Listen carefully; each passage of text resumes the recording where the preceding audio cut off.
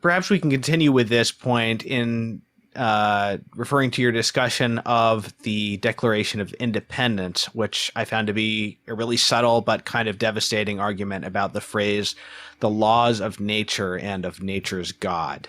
Yeah.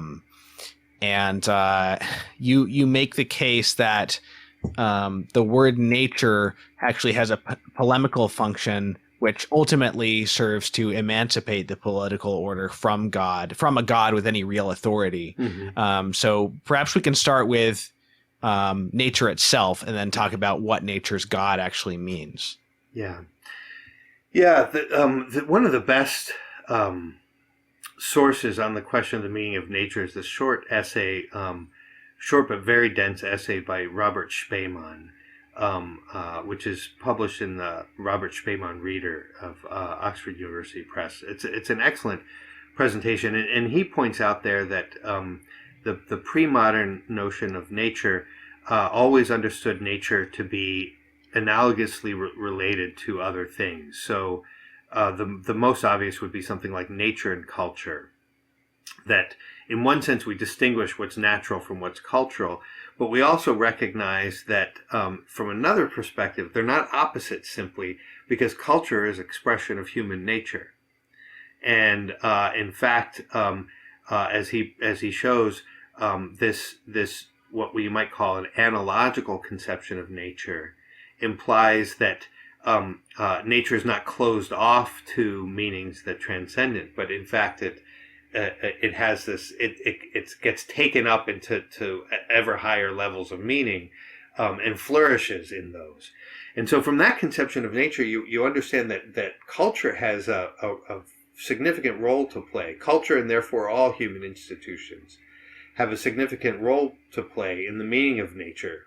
Nature is more natural when it's part of human culture, rather than understood as something simply opposed to human culture, which then becomes purely artificial. And not just that, but that man, in fact, concretely does not exist outside of culture. That's right. And society. That's right. Yeah, this is especially clear in human nature, but we have to understand man is part of the natural world too. So what's true about human nature is analogously true about culture in general. That's really a crucial point. Now, from that perspective, the meanings of nature were always mediated through human institutions, especially the meanings of human nature. And what happens again, most dramatically in the late Middle Ages, is a bifurcation. There's for reasons that are connected in some ways to the nominalism we were just talking about, and this new conception of God's power. Rather than God as the good, we understand as all goodness. We understand God as all powerful. First of all, if I may, that's actually a nice summary of the point that I was trying to make. It's very different if you start with God as all good and interpret his power in light of that. You sort of integrate the meaning of power into love, essentially. Or you start with God as all infinite power and think of goodness as just like one of the things he can do there. That's two radically different senses of everything. Right. So in the more integrated sense, where nature was sort of mediated by culture, there was a sense of the human institutions such as law and structures of authority and culture as bringing to light the meaning of nature, and this coincided with a sense of nature as having intrinsic meaning, a kind of a what we call a teleological sense of nature that is ordered to ends and that can be helped by culture to achieve those ends in some respect. What happens in the late Middle Ages is those things get separated, and so now culture becomes the opposite, nature becomes the opposite of culture.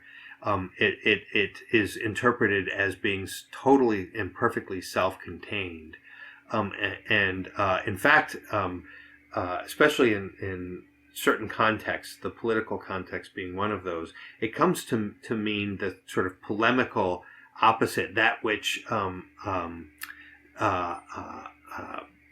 restrains the claims of politics. So one begins Right. to appeal to natural rights, for instance, now over and against political authority, ecclesial authority, and cultural institution. It becomes to affirm natural rights is in a way to give yourself leverage outside of culturally mediated realities. So yeah, that's that's the meaning of nature that is very much the common coin of the Enlightenment. If the coin was sort of minted in the late Middle Ages, it's in full circulation by the time of the Enlightenment, and it's what's funding.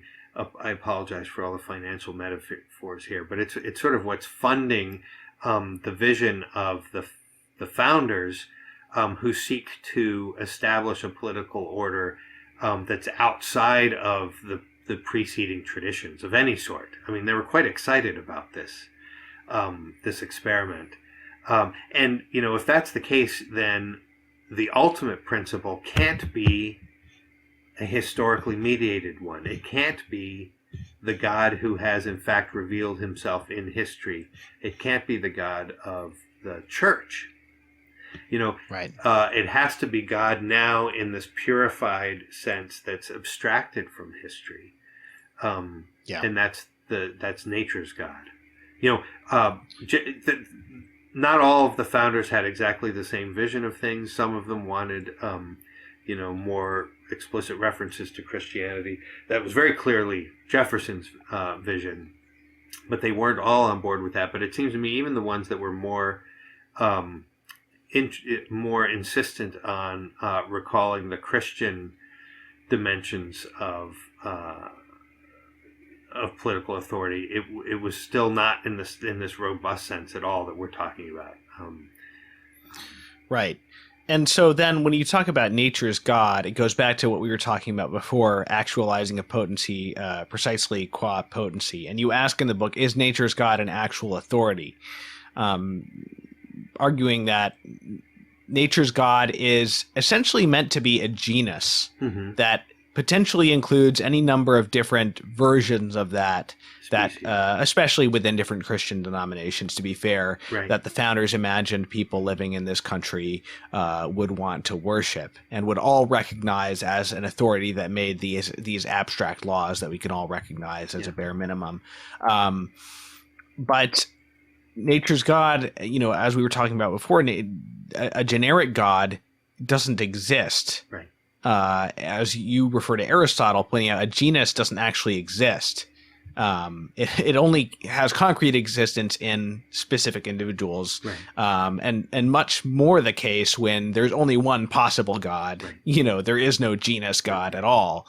Yeah. So nature's God ultimately, as I was saying before, elevates the potency of a genus over the actual concrete God that exists. That's right. And so it's something that doesn't really have any concrete authority. It is a sort of a fictive idea and a concept. It's something onto which you can project whatever you think the content of morality or whatever it is. That's right. And you might have consensus, at first for a time, that just the generic affirmation of God implies a certain set of moral principles, but there's no reason to hold to that. That in a way, because the mere concept of God has no actual authority. There's no foundation for that. There's no real principle of unity. And so it seems to me that it's simply a matter of time. The analogy would be, how many, I sometimes ask people this, how many Protestant denominations are there registered in the United States? And of course, it's much more than people normally think. And this was, a decade ago, the number was over 30,000. how many Catholic, how many Catholic churches are there? And there's one, right? There's something about, and the Catholic Church is in all sorts of difficulty these days, and we all know the infighting, but there's nevertheless, in principle, a single Catholic Church. I mean, it's precisely why there's so much infighting. Whereas, it's sort of natural to Protestantism to fragment and to splinter, and that was the case from the beginning. Why? You no longer have an actual authority, like a sort of a magisterial authority that guides the interpretation of Scripture, the development of doctrine, if you will. But instead, because the actual authority has been eliminated, you have individual. You might say all Protestants are united in the idea that the Bible is supreme, but because there's not an actual authority that is the custodian, you might say, of the meaning of Scripture, the absolute authority of the Bible can mean an infinite number of things. Do you see what I mean? And it seems to me it's very similar with, because there's no actual authority that's connected to nature's God. Nature's God just becomes a concept that is open to an infinite number of interpretations. And that's sort of where we are. And so that doesn't bind us together. And not just open to it, as we were saying before. It's not that it's prior to those interpretations coming to light. Yeah. You pointed out that it matters whether we consider the nature's God from within the Catholic tradition or outside it as an abstract principle. Right. But when considered after the Catholic tradition, outside of it as an abstract principle, I'll just quote you. You say nature's God represents the highest possible point of leverage for prying man out of any and all cultural contexts. And I think it's also important to mention what you say in the book, which is that this is not a claim that this was intended by all of the founders, but that the logic is inherent in the idea, and it inevitably, insofar as we really internalize that logic, it inevitably works itself out historically. That's right. I mean, it could be. I mean, again, with the analogy of Protestantism, there's no, it seems to me evident that Protestants, in some ways, maybe even more deliberately and consciously, seek unity. But there's something about the very logic of it that entails a kind of a fragmentation, makes that sort of fragmentation, all but inevitable. It's not that that it's a logically deterministic process. Some people think that there's Hegel lurking behind these arguments. I mean, it's not that at all. It's a matter of the basic horizon within which we think and act that disposes us one way or another. And that horizon that's set by a mere concept and not an actual reality is going to be one that disposes us towards fragmentation. Because it's not the purpose of nature's God is not to open, society to eventually, as a public order, finding the concrete true God. Right. It's intended to, by most of the founding fathers, as I understand it, to eliminate religious conflict, which Europe had been plagued by. But as you put it, insofar as it actively resists integration because it's made in principle agnostic on the public level, it becomes a principle of active disorder. There you go. Excellent. Yeah, that's exactly right.